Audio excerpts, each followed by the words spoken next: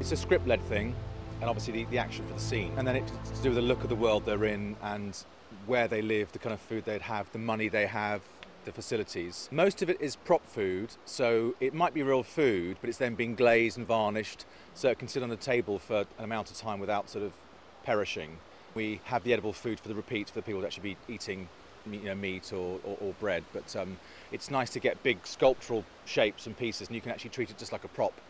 And make it, mould it, and paint it. And if you don't have to eat it, it can be solid. It doesn't rot. It's an easy way of doing it. The King's Landing, it's very opulent. It's a hot, sunny country, very colourful. So sort of no expense spared. So we've mixed it with very exotic fruits, which we've sort of ordered specially in.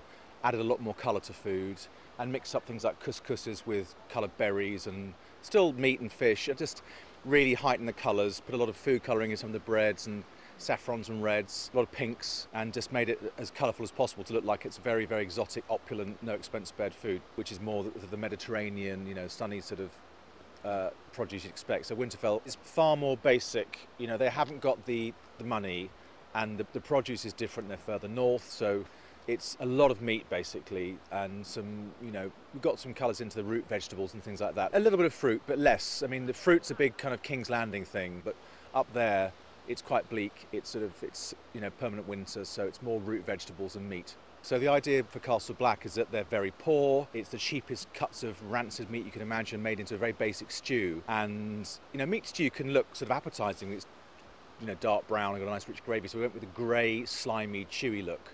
So it looks almost like gloopy whale meat somehow. But it is actually it's all edible.